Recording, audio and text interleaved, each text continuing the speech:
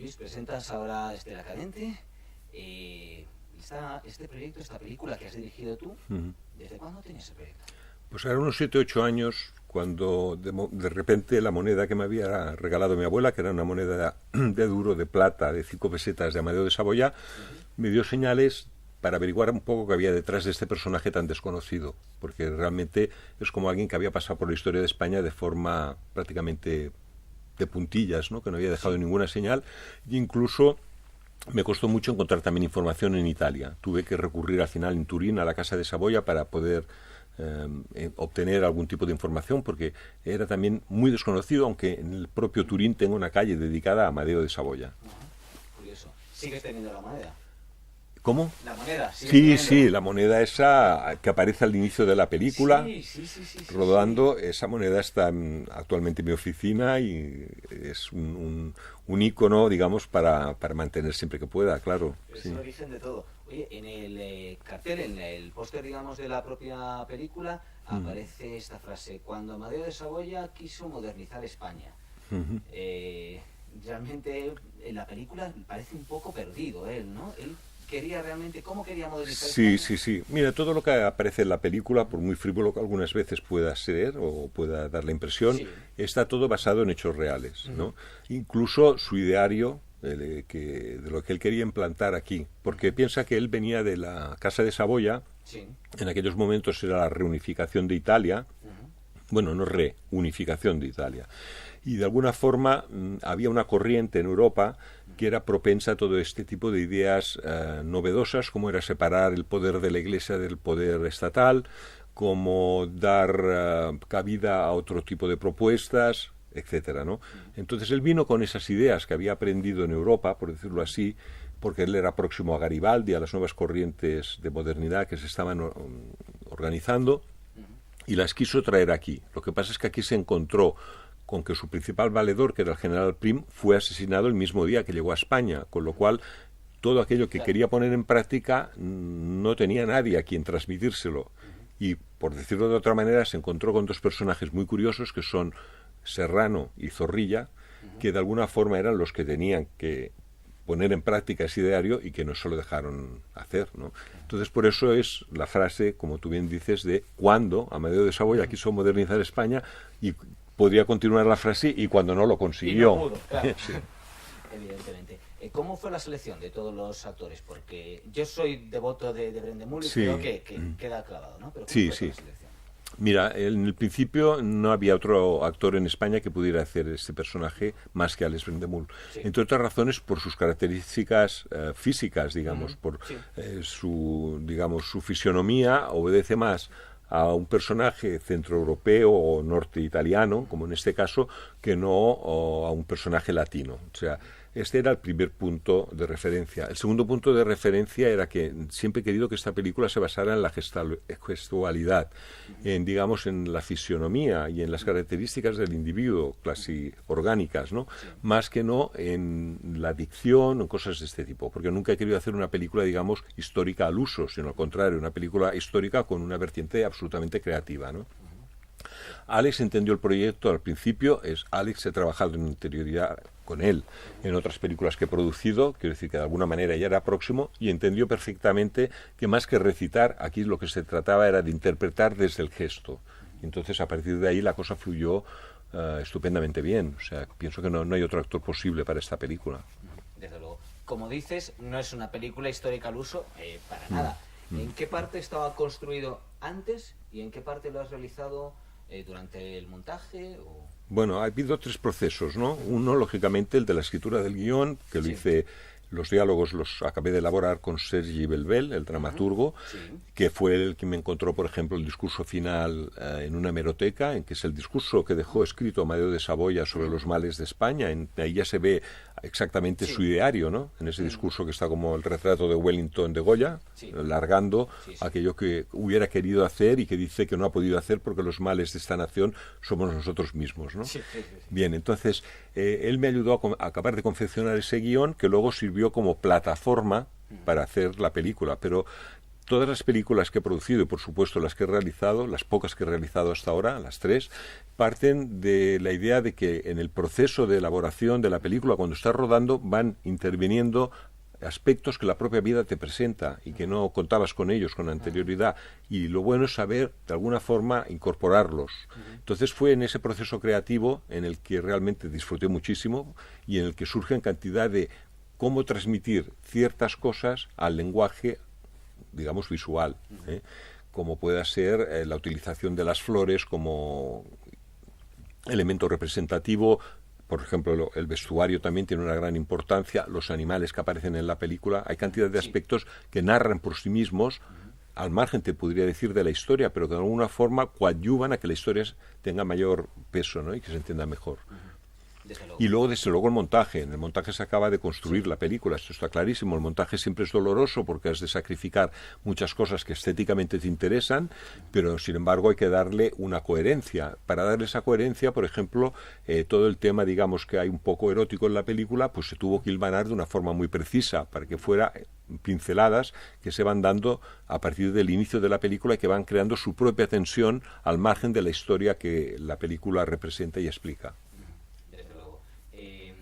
Hay una cuestión, digamos, también, lo que comentabas precisamente, toda esa línea de sucesiones, como de encuentros eróticos y demás, y se sumaría a la parte de las canciones, y creo que tú consideras la película como un divertimento, ¿no? Sí. Lo digo al final para despistar, precisamente para que la gente no vaya condicionada y que cada cual pueda jugar con los elementos que ofrece la película. O sea, la película es como un gran trampantojo toda ella. O sea, si de alguna manera hay que extraer una conclusión de la película, yo te diría que las cosas no son tan sólidas ni tan fijas como nos parece. O sea, que todo a veces tiene otras capas y es de otra manera distinta a lo que físicamente nos parece, ¿no? Que la realidad no es siempre tangible, podríamos decir. Bueno, pues esto es lo que pretende transmitir la película y para eso ofrece esta especie de pinceladas de cosas diversas de las cuales de alguna forma te puedes apropiar como espectador y seguir el curso con ellas. O por explicártelo de otra forma, te diría que es como un puzzle en el que el propio espectador puede ir encajando las piezas. Desde luego. ¿Qué te mueve, digamos, a dirigir? Porque eres más conocido como productor, pero cuando diriges tus propias películas, no sé, a mí me da la sensación de que tienes una libertad absoluta, que haces realmente lo que te apetece. Sí. ¿Qué es lo que te mueve? Bueno, también hago lo que me apetece como productor, te diré. Escojo solo los proyectos que me interesan, o bien por el autor, o por su filmografía anterior, o por la idea que empieza a transmitir, etcétera, ¿no? O sea, nunca en estas 30 películas que he producido y coproducido hasta la fecha, nunca me he guiado por buscar un interés comercial o tener un retorno económico, si no hubiera pasado de la primera, o sea, hubiera sido todo imposible. O sea, he hecho películas muy difíciles precisamente desde el punto de vista económico, pero que son películas que afortunadamente se revisitan, no solo en festivales, en cinematecas, hacen ciclos y que forman pequeña parte, digamos, del cine español contemporáneo. O sea, que esta es mi satisfacción como productor, ¿verdad? Como director, pues claro, lógicamente comunico, ya que me pongo detrás de la cámara, es para comunicar algo que me sea grato de comunicar. Esta película yo pienso que también podría verse como una especie de canto a la belleza, ¿no? de exaltación de la belleza. Pues por los decorados, por la fotografía, por las referencias pictóricas que hay, las joyas, en fin, todo esto ayuda a crear un espacio de belleza, ¿no? Entonces esto es lo que quiero también compartir con el espectador a través de Estela Cadente. Desde luego. Para ir terminando, hablabas también, digamos, de tu tarea como productor, que es una referencia, digamos, en cuanto al cine español contemporáneo. Pero entiendo que como productor también tendrás que obtener alguna recompensa, aunque no busques el dinero. Bueno, sí. ¿Eso se obtiene o cómo está? Bueno, es muy difícil, la verdad. Yo te diré que mi mayor recompensa es lo que te decía antes, que estas películas puedan ir a festivales internacionales, que accedan a audiencias de mucha tipología, que se revisiten en filmotecas, en festivales de cine, etcétera. Esto es lo que me da satisfacción al esfuerzo que supone crear películas, porque es un gran esfuerzo en el que tienes que sacrificar gran parte, por no decir toda, esto lo saben todos los cineastas, de tu vida personal. Esto es así de duro, ¿no? Entonces, esa es la mayor satisfacción que me ofrece, ¿no? Aparte de lo que a mí me aporte la propia película en la que he contribuido, ¿no? Hasta hace poco tiempo yo conseguía poder hacer estas películas, entre otras razones, porque diversificaba también en mi empresa la producción de publicidad, que me daba una serie de beneficios que ahora ya no me da. Entonces, la verdad es que el futuro es incierto y no lo tengo fácil poder continuar haciendo películas. Seguramente lo tendré que hacer de forma mucho más espaciada, tanto la producción como la realización de películas. Está claro. ¿Ves alguna forma, alguna salida? ¿Habría algo que se pudiera hacer, digamos, para que se pueda seguir haciendo cine en el futuro?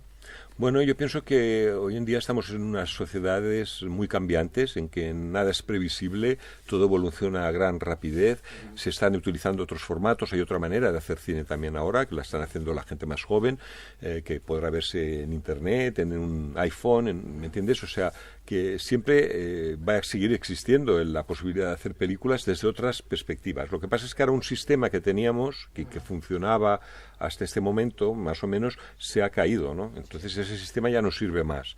Y claro, estamos todos desconcertados, porque no sabes a dónde agarrarte para poder financiarlas bien. Ahora es muy complicado realmente rentabilizar las películas.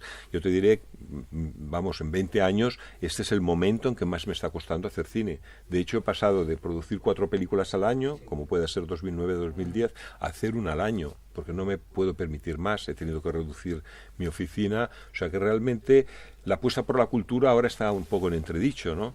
Pero bueno, yo soy partidario de la vida y de que las cosas cambian, como demuestra también la película. Sí. O sea, cuando algo no funciona, pues dedícate a otra cosa o a otro lugar. Quizás algo que me tengo que plantear también, el irme a otro lugar o hacer las cosas desde otra perspectiva o incluso hacer otro tipo de cosas. Oye, para finalizar, comentabas, digamos, el recorrido en festivales. Estela Cadente ha estado y va a ir a muchos festivales. Cierto. Hay otra película que has producido también que hemos visto en Cannes, la de Naomi Kawase. Sí. ¿Qué nos puedes decir de esta película? Bueno, te diré que es una película muy bella de la que me siento muy satisfecho de haber podido participar. Es una película que de alguna forma nos pone enfrente la transmisión de información y de esencia que tenemos a través de nuestros antepasados y de nuestras raíces, de nuestra familia, cosa que aquí en Occidente a veces ignoramos, el que formamos parte de toda una secuela de individuos que han sido nuestros antepasados, que de alguna manera también condicionan nuestro presente, y entonces la película en eso es positivamente muy bella. También hay una gran implicación de la naturaleza dentro de ese proceso, porque siempre lo olvidamos también, pero nosotros somos partes de la naturaleza. La naturaleza nos afecta, no hace falta que sea un tifón o un tsunami para que nos afecte, como quizá en Japón. También nos afecta el cambio climático, nos afectan tantas otras cosas, ¿verdad? Entonces la película de alguna manera expone eso de una forma muy entrañable, muy poética. Y además yo pienso que hay una actriz fenomenal, por ejemplo, que vemos su tránsito hacia la muerte en la película, en ficción, por supuesto, pero que está muy bien desarrollado todo ese proceso, y también bebe de las tradiciones de Japón, en este caso de una isla japonesa que hay al sur, un Japón poco visto en el cine, que es el Japón ese subtropical, Amami se llama la isla.